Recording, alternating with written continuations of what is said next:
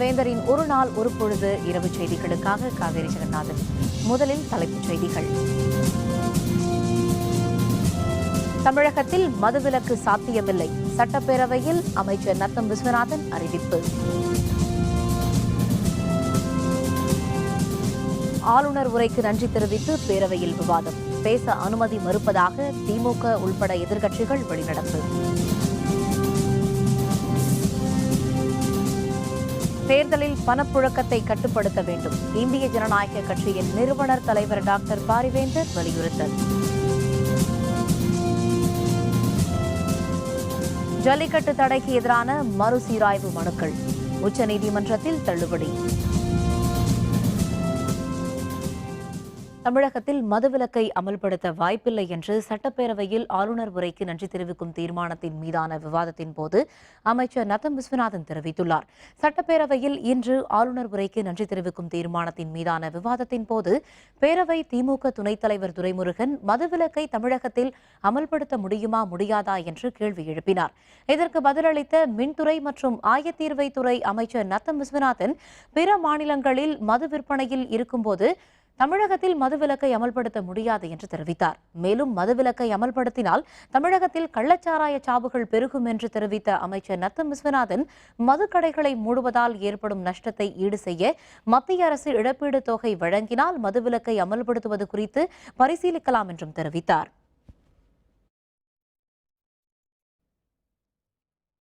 ஜல்லிக்கட்டு போட்டியை தமிழகத்தில் நடத்துவதற்கு தொடர்ந்து நடவடிக்கை எடுக்கப்பட்டு வருவதாக அமைச்சர் ஓ பன்னீர்செல்வம் விளக்கம் அளித்துள்ளார்.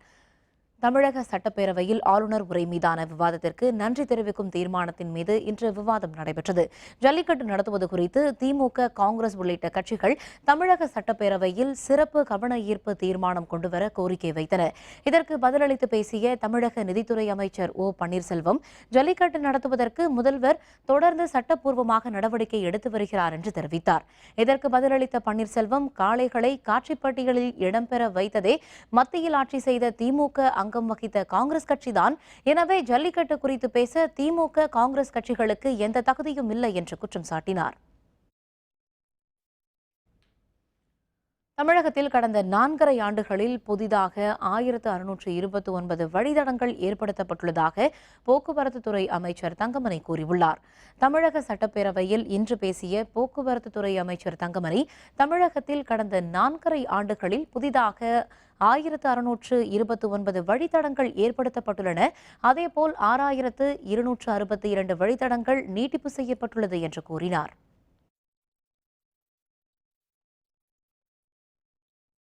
தமிழகத்தில் கடந்த 4.5 ஆண்டுகளில் 281 மேம்பாலங்கள் கட்டப்பட்டுள்ளதாக நெடுஞ்சாலைத்துறை அமைச்சர் எடப்பாடி பழனிசாமி தெரிவித்துள்ளார்.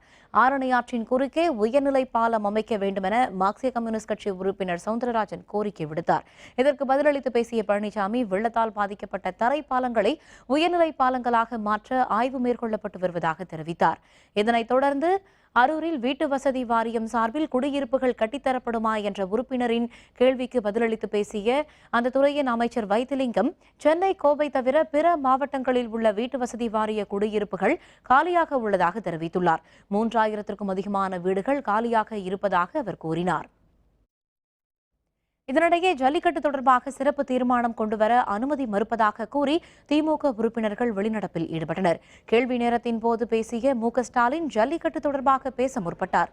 இதற்கு சபாநாயகர் தனபால் அனுமதி மறுக்கவே இதனை கண்டித்து திமுக உறுப்பினர்கள் வெளிநடப்பில் ஈடுபட்டனர். இதனிடையே திமுக, காங்கிரஸ் ஆகிய கட்சிகள் ஆட்சியில் இருந்தபோதுதான் காளைகள் காட்சிப்பட்டியலில் சேர்க்கப்பட்டதாக நிதியமைச்சர் ஓ பன்னீர்செல்வம் குற்றம் சாட்டினார். பின்னர் செய்தியாளர்களுடன் பேசிய ஸ்டாலின், ஜல்லிக்கட்டு நடத்த அவசர சட்டம் இயற்றும் வகையில் சிறப்பு தீர்மானத்திற்கு கொண்டுவர அனுமதி கேட்டதாகவும் சபாநாயகர் அனுமதி மறுத்ததை கண்டித்தும் திமுக உறுப்பினர்கள் வெளிநடப்பில் ஈடுபட்டதாகவும் கூறினார். பண்பாட்டு விளையாட்டாக விளங்கிக் கொண்டிருக்கக்கூடிய ஜல்லிக்கட்டு ஒரு அவசர சட்டத்தையும் கொண்டு வந்து நிறைவேற்றுவதற்கான ஒரு சூழ்நிலையை இந்த சட்டமன்றத்தில் ஏகமனதாக ஒரு தீர்மானமாக நிறைவேற்றிட வேண்டும் என்ற கோரிக்கை எடுத்து வைக்க நாங்கள் முயற்சித்த போது சபாநாயகர் எங்களுக்கு அனுமதி தராத காரணத்தால் நாங்கள் அதை கண்டிக்கக்கூடிய வகையில் வெளிநடப்பு செய்திருக்கிறோம். இதேபோல் காங்கிரஸ், இந்திய கம்யூனிஸ்ட், மார்க்சிய கம்யூனிஸ்ட், புதிய தமிழகம் உறுப்பினர்களும் சட்டப்பேரவையில் இருந்து வெளிநடப்பில் ஈடுபட்டனர். பேரவையில் எதிர்க்கட்சியினர் பேச அனுமதி மறுப்பதாக அவர்கள் புகார் தெரிவித்தனர். ஜல்லிக்கட்டை நடத்துவதற்கு ஒரு அவசர சட்டத்தை உடனடியாக அமல்படுத்த வேண்டும் என்று காங்கிரஸ் கட்சியின் தரப்பில் முன்வைத்த பொழுது பேசுவதற்கு அனுமதி தராததால் அதை எதிர்த்து வெளிநடப்பு செய்திருக்கிறோம். மார்க்சிஸ்ட் கம்யூனிஸ்ட் கட்சி சார்பில் மத்திய அரசாங்கம் இந்த சட்ட திருத்தத்தை உடனடியாக கொண்டு வந்து ஜல்லிக்கட்டை தொடர்ந்து நடத்துவதற்குள்ள ஏற்பாட்டை செய்ய வேண்டும். மாநில அரசாங்கம் அதற்குரிய தீர்மானத்தை இந்த சட்டமன்றத்திலேயே நிறைவேற்ற வேண்டும் என்று வலியுறுத்துகிறோம். நாங்கள் இத்தகைய தடைகளை தகர்த்தெறிந்து தமிழனுடைய மொழி, பண்பாட்டு அடையாள கூறுகளை, இத்தகைய ஜல்லிக்கட்டு வீர விளையாட்டுகளை தமிழகத்திலே நிலைநிறுத்துவோம் என்பதை இன்று சூளுரைத்திருக்கிறோம். அதை விரைவில் தமிழக மக்களை ஒன்று திரட்டி நிறைவேற்றி காட்டுவோம். 10,000க்கும் மேற்பட்ட ஆடுகளை, மாடுகளை இழந்தோர், அதேபோல 15,000க்கும் மேற்பட்ட வீடுகளை இழந்தோர், 5 லட்சத்துக்கும் மேற்பட்ட விவசாய நிலங்களை இழந்தோர் குறித்து முறையான விசாரணையை மேற்கொள்ள அது ஏன் என்று வினவும் இன்று நான் பேரவையில் அனுமதி கேட்டேன். அனுமதியை பேரவைத் தலைவர் மறுத்தார்கள். அதை கண்டித்து புதிய தமிழகம் கட்சியின் சார்பாக வெளிநடப்பு செய்திருக்கிறேன். ஜல்லிக்கட்டு போட்டிகளை நடத்த விதிக்கப்பட்ட தடைக்கு எதிராக தாக்கல் செய்யப்பட்ட 3 சீராய்வு மனுக்களை உச்சநீதிமன்றம் இன்று தள்ளுபடி செய்தது. தமிழகத்தில் ஜல்லிக்கட்டு போட்டிகளை நடத்த 2014ஆம் ஆண்டு மே மாதம் உச்சநீதிமன்றம் தடை விதித்தது. இதனை நீக்க வேண்டுமென தமிழக அரசியல் கட்சியினர் மற்றும் அனைத்து தரப்பினரும் தொடர்ந்து வலியுறுத்தி வந்தனர். மத்திய அரசும் இந்த ஆண்டு ஜல்லிக்கட்டு போட்டிகளை நடத்தலாம் என அரசாணை ஒன்றை வெளியிட்டது. இதனை ரத்து செய்ய கோரி விலங்குகள் பாதுகாப்பு அமைப்பு உச்சநீதிமன்றத்தை நாடியது. உச்சநீதிமன்றமும் ஜல்லிக்கட்டு போட்டிகளை நடத்த தடை விதித்தது. ஜல்லிக்கட்டு போட்டிகளை நடத்த விதிக்கப்பட்ட தடைக்கு எதிராக ராஜசேகரன், ஜே.கே. ரித்தீஷ் மற்றும் பாரம்பரிய விளையாட்டுக் கழகம் ஆகியவை சார்பில் உச்சநீதிமன்றத்தில் சீராய்வு மனுக்கள் தாக்கல் செய்யப்பட்டன. வழக்கை விசாரித்த கோபால கவுடா, பினாக்கி சந்திரகோஷ் அடங்கிய உச்சநீதிமன்ற அமர்வு ஜல்லிக்கட்டு போட்டிகளை நடத்த விதிக்கப்பட்ட தடைக்கு எதிராக தாக்கல் செய்யப்பட்ட 3 சீராய்வு மனுக்களை தள்ளுபடி செய்தது. கதவை திறக்க தாமதமானதால் தனது வீட்டின் பாதுகாவலர் மீது காரை ஏற்றி கொன்ற கேரளத்தைச் சேர்ந்த பீடி தொழிலதிபர் முகமது நிசாமுக்கு ஆயுள் தண்டனை விதித்து திருச்சூர் நீதிமன்றம் தீர்ப்பு வழங்கியுள்ளது. கேரள மாநிலம் திருச்சூரைச் சேர்ந்தவர் பீடி தொழிலதிபர் முகமது நிசாம். கடந்த ஆண்டு ஜனவரி மாதம் 29ஆம் தேதி வெளியில் சென்றுவிட்டு காரில் அதிகாலையில் தனது வீட்டிற்கு திரும்பியுள்ளார். அப்போது வீட்டு வாயிற்கதவை பாதுகாவலர் திறக்க தாமதமாகியுள்ளது. இதனால் கோபம் அடைந்த முகமது நிசாம் பாதுகாவலரை கடுமையாக தாக்கி தனது காரை மோதியுள்ளார். இதில் படுகாயமடைந்த பாதுகாவலர் சந்திரபோஸ் சிகிச்சை பலனின்றி உயிரிழந்தார். இதையடுத்து திருச்சூர் காவல்துறையினர் நசீம் மீது வழக்கு பதிவு செய்து விசாரணை மேற்கொண்டு வந்தனர். வழக்கு விசாரணை முடிவடைந்த நிலையில் திருச்சூர் முதன்மை அமர்வு நீதிமன்ற நீதிபதி கே.பி. சுதீர் இன்று குற்றம் சாட்டப்பட்ட முகமது நிசாமுக்கு ஆயுள் தண்டனை வழங்கி தீர்ப்பளித்தார். மேலும் காரை இயற்றி கொல்லப்பட்ட பாதுகாவலர் சந்திரபோஸின் குடும்பத்திற்கு 71 லட்சம் ரூபாய் இழப்பீடாக வழங்க வேண்டும் என்றும் அவர் உத்தரவிட்டார்.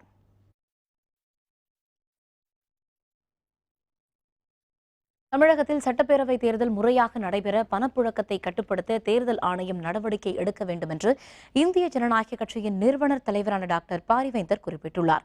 சிவகங்கை மாவட்டம் காரைக்குடியில் இந்திய ஜனநாயக கட்சி நிர்வாகிகள் கூட்டம் இன்று நடைபெற்றது. கூட்டத்திற்கு பின் செய்தியாளர்களுடன் பேசிய டாக்டர் பாரிவேந்தர், தமிழகத்தில் ஊழல் மற்றும் மது போன்றவை எல்லை மீறி போனதால் வரும் தேர்தல் முக்கியத்துவத்தை எட்டியுள்ளதாக தெரிவித்தார். மேலும் ஊழலை மையப்படுத்தியே வரும் தேர்தலின் செயல்பாடுகள் இருக்கும் என்று குறிப்பிட்ட அவர் 2016 சட்டப்பேரவை தேர்தல் நியாயமாக நடக்க வேண்டுமென்றால் தேர்தல் நேரத்தில் பணப்புழக்கத்தை கட்டுப்படுத்த தேர்தல் ஆணையம் நடவடிக்கை எடுக்க வேண்டும் என்றும் வலியுறுத்தினார். சுயமாக சிந்திக்கிற எண்ணம் வருகிற போது பணம் அங்கே போய் பணம் வந்துடுச்சு, அதுக்காக நம்ம மாற்றி போடக்கூடாதுங்கிற எண்ணமெல்லாம் போய் சேர்ந்துடுது. அதனால் எலெக்ஷன் கமிஷன் சீரியஸாக இருக்கணும், பணப்புழக்கத்தை கட்டுப்படுத்தணும்.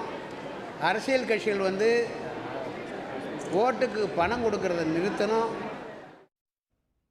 மற்றொரு கேள்விக்கு பதிலளித்த டாக்டர் பாரிவேந்தர், ஜல்லிக்கட்டு என்பது மக்களின் பாரம்பரிய விளையாட்டு என்றும் அதற்கான அனுமதியை உரிய நேரத்தில் முறையாக பெற்று தந்திருக்க வேண்டியது 2 அரசுகளின் கடமை என்றும் டாக்டர் பாரிவேந்தர் தெரிவித்தார். 2016 தேர்தலில் தனித்து போட்டியா அல்லது யாருடன் கூட்டணி அமைப்பது என்பது பற்றி நாளை மறுநாள் சென்னையில் நடைபெறவுள்ள செயற்குழு மற்றும் முக்கிய பொறுப்பாளர்கள் கூட்டத்தில் முடிவெடுக்கப்படும் என்றும் டாக்டர் பாரிவேந்தர் தெரிவித்தார்.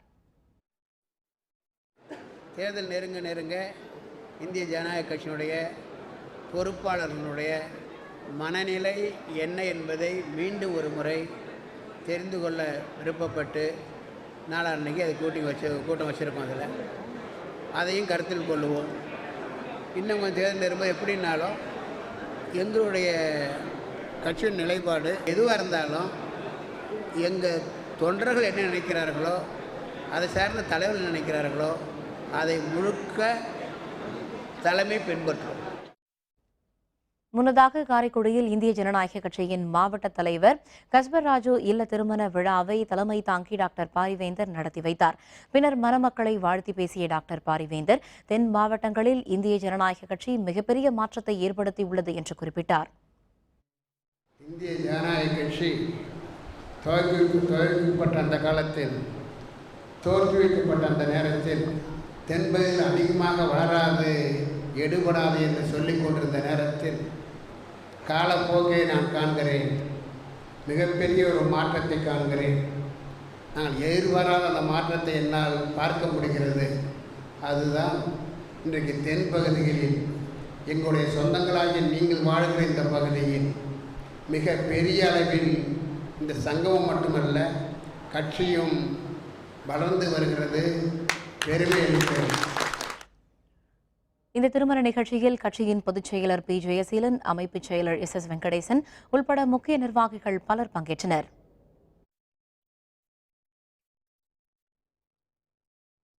வரும் பிப்ரவரி 7ஆம் தேதி முதல் தேர்தல் பிரச்சாரத்தை தொடங்க உள்ளதாக மக்கள் நல கூட்டணி ஒருங்கிணைப்பாளரும் மதிமுக பொதுச் செயலருமான வைகோ அறிவித்துள்ளார். சென்னை அசோக் நகரில் உள்ள விடுதலை சிறுத்தைகள் கட்சி அலுவலகத்தில் மக்கள் நல கூட்டணி தலைவர்கள் சந்திப்பு நடைபெற்றது. அதனைத் தொடர்ந்து செய்தியாளர்களுடன் பேசிய வைகோ, கடலூர், நாகை, திருவாரூர், தஞ்சை, புதுக்கோட்டை, சிவகங்கை உள்ளிட்ட 6 மாவட்டங்களில் மக்கள் நல கூட்டணியின் முதற்கட்ட தேர்தல் பிரச்சாரம் நடைபெறும் என்றார். ஊழலை எதிர்த்தும் மதுவிலக்கு உள்ளிட்ட கோரிக்கைகளை வலியுறுத்தியும் பிரச்சாரம் அமையும் என்று அவர் குறிப்பிட்டார். இந்த ஜனவரி 26 மாநாட்டுக்கு பின்னர் 4 கட்சிகளில் சார்பில் நானும், சகோதரர் தொல் திருமா அவர்களும், தோழர் ஜிஆர் அவர்களும், தோழர் முத்தரசன் அவர்களும் மற்றுமுள்ள முன்னோடிகளும் 7ஆம் தேதி அன்று கடலூர் மாவட்டத்திலும் நாகை மாவட்டத்திலும் 4 கட்சிகளினுடைய தலைவர்களும் இணைந்து தேர்தல் பிரச்சாரத்தை முன்னெடுக்கிறோம். விவசாய கடன்களை ரத்து செய்ய வேண்டும். விவசாய சங்க கூட்டு இயக்கம் கோரிக்கை. விவரம் விளம்பர இடைவேளைக்கு பிறகு.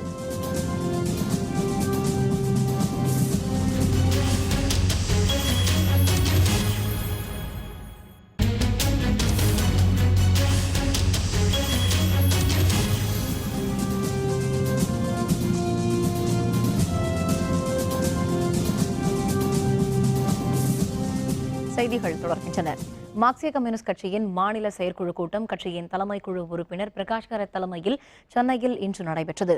தமிழக சட்டப்பேரவை தேர்தல் நெருங்கி வரும் நிலையில் சென்னை தியாகராய நகரில் உள்ள மார்க்சிய கம்யூனிஸ்ட் கட்சி அலுவலகத்தில் மாநில செயற்குழு கூட்டம் நடைபெற்று வருகின்றது.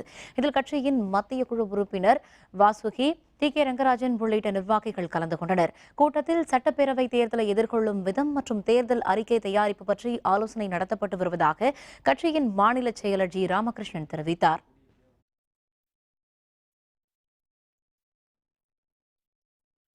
தமிழக சட்டப்பேரவை தேர்தல் பற்றி ஆலோசிப்பதற்காக நாளை மறுநாள் இந்திய ஜனநாயக கட்சியின் செயற்குழு கூட்டம் நடைபெற உள்ளதாக கட்சியின் நிறுவனர் தலைவரான டாக்டர் பாரிவேந்தர் தெரிவித்துள்ளார். இதுபற்றி அறிக்கை ஒன்றை டாக்டர் பாரிவேந்தர் வெளியிட்டுள்ளார்.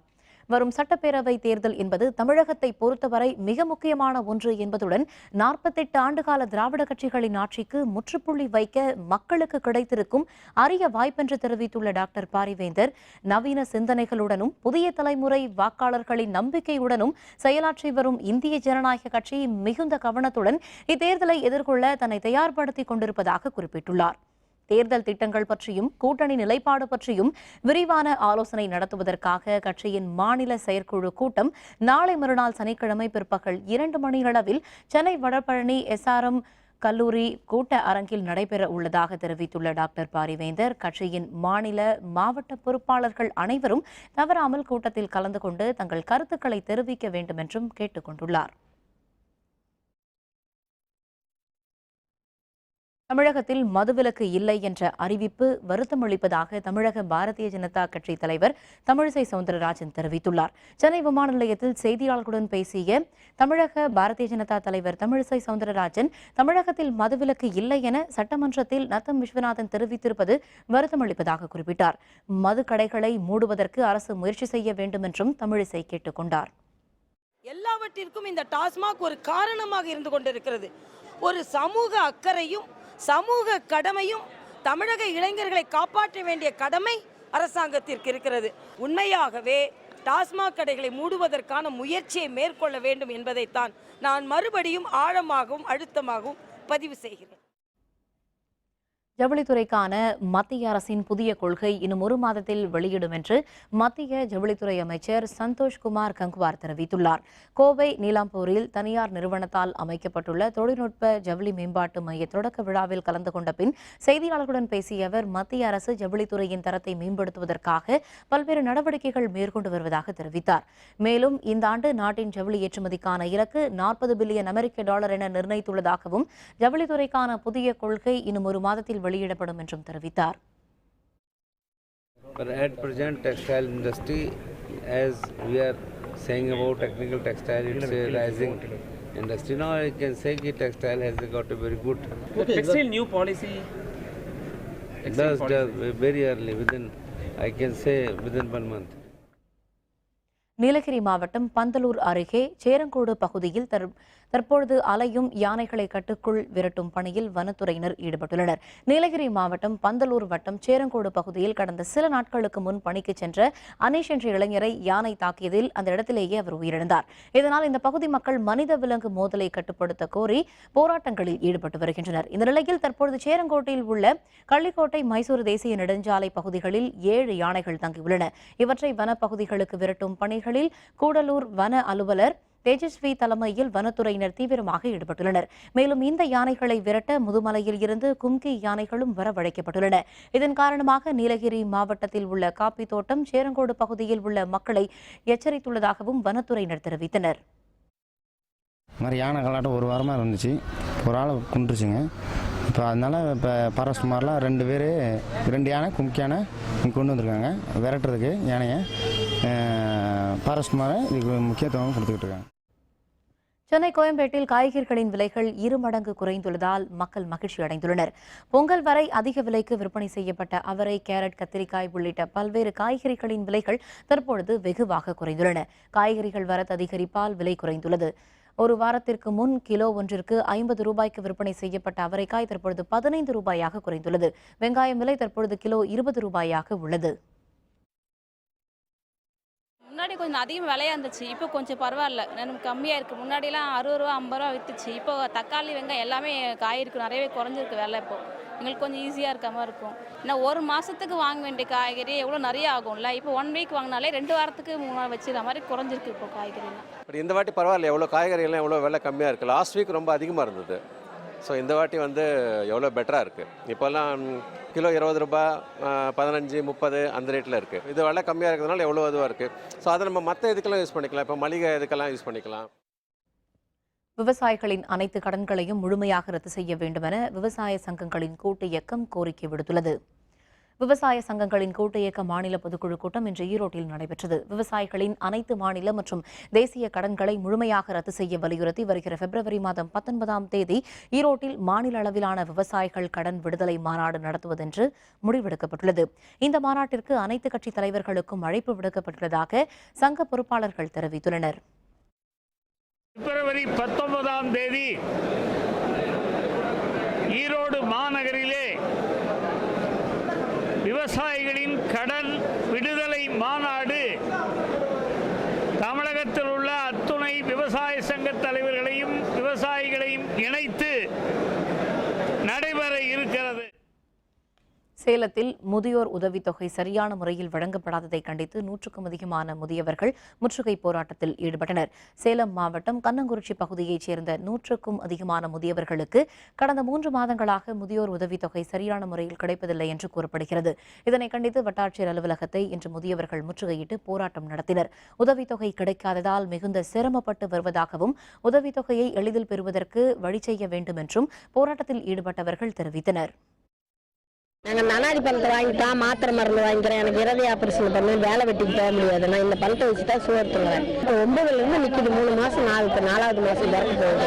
எங்களுக்கு பணமே வரல. பேங்க்லேருந்து போஸ்ட் ஆஃபீஸில் போய் கேட்டால் போஸ்ட் ஆஃபீஸில் நீங்கள் பேங்க்கே போங்க, எங்களை பார்க்காதீங்கிறாங்க. ஒரு வாரமே நடக்கிறோம், 15 நாளாக நடக்கிறோம், பணமே வரல. இங்கே வந்தால் அங்கே போடுறாங்க, அங்கே போனால் இங்கே முடியாங்க, தப்பால் கட்ட பணம் தர மாட்டாங்க. நாங்கள் என்ன பண்ணுறது முடியாங்க, என்ன பண்ணுறது பணம் நல்லா தான் நடந்துச்சு, அது இல்லை. நதிநீர் மற்றும் நிலத்தடி நீர் மாசுபடுவதை தடுப்பது குறித்த மாநில அளவிலான ஓவியப் போட்டி புதுச்சேரி ஊசுடு படகு குழாமில் நடைபெற்றது. இந்த போட்டியை சென்னை நிலத்தடி நீர் வாரியத்தின் தலைமை அலுவலர் சுப்பராஜ் தொடங்கி வைத்தார். முதற்கட்ட தேர்வில் தகுதி பெற்ற 50 மாணவ மாணவியர் இந்த போட்டியில் கலந்து கொண்டு ஓவியங்களை வரைந்தனர். இதில் முதலிடம் பெறுபவர் தேசிய அளவில் நடைபெறும் ஓவியப் போட்டியில் கலந்து கொள்ளும் வாய்ப்பை பெறுவார் என்று அறிவிக்கப்பட்டது.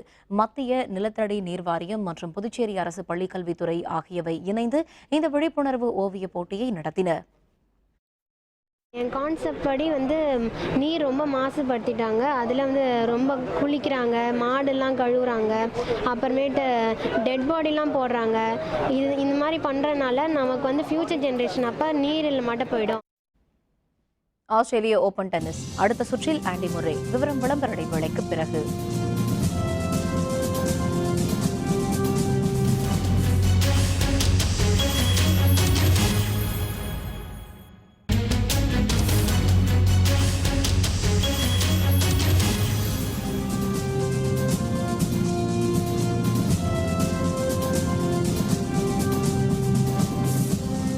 செய்திகள் தொடர்கின்றன. இனி அயலக செய்திகள்.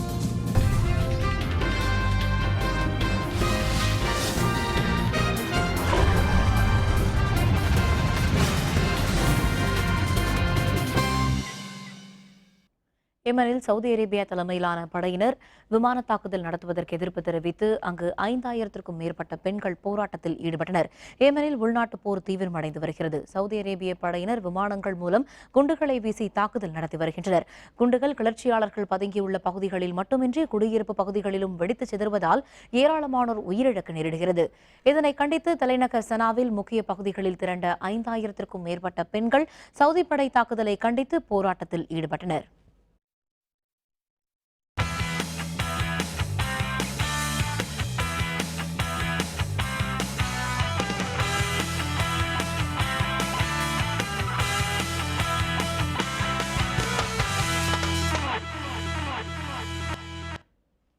ஆஸ்திரேலிய ஓபன் டென்னிஸ் போட்டியில் ஆண்டி முர்ரே, முகுருசா அசரென்கா ஆகியோர் அடுத்த சுற்றுக்கு முன்னேறியுள்ளனர். ஆடவர் ஒற்றையர் பிரிவில் இன்று நடைபெற்ற ஆட்டமொன்றில் உலகின் 2ஆம் நிலை வீரரான பிரிட்டன் வீரர் ஆண்டி முர்ரே ஆஸ்திரேலிய வீரர் சாம்க்ரோத்துடன் மோதினார். அபாரமாக ஆடிய ஆண்டி முர்ரே கால்களுக்கு இடையே வந்த பந்தை அற்புதமாக திருப்பி அணித்து கைத்தட்டல் பெற்றார். போட்டியின் முடிவில் முர்ரே 6-0, 6-4, 6-1 என வெற்றி பெற்று 3வது சுற்றுக்கு முன்னேறினார். To name a few.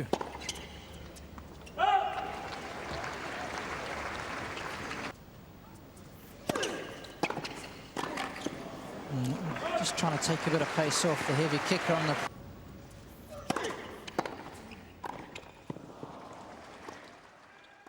மகளிர் பிரிவில் ஸ்பெயின் நாட்டின் முகுருசா பெல்ஜியத்தின் கிறிஸ்டன் பிளிஸ்கேனை வீழ்த்தி அடுத்த சுற்றுக்கு முன்னேறினார்.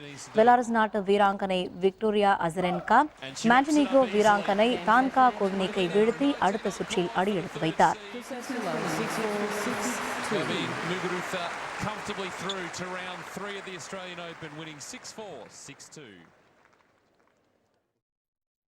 மீண்டும் தலைப்புச் செய்திகள்.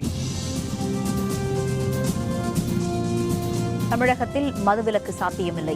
சட்டப்பேரவையில் அமைச்சர் நத்தம் விஸ்வநாதன் அறிவிப்பு.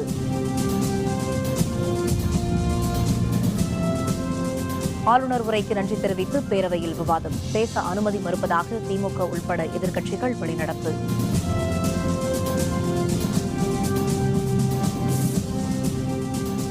தேர்தலில் பணப்புழக்கத்தை கட்டுப்படுத்த வேண்டும். இந்திய ஜனநாயக கட்சியின் நிறுவனர் தலைவர் டாக்டர் பாரிவேந்தர் வலியுறுத்தல்.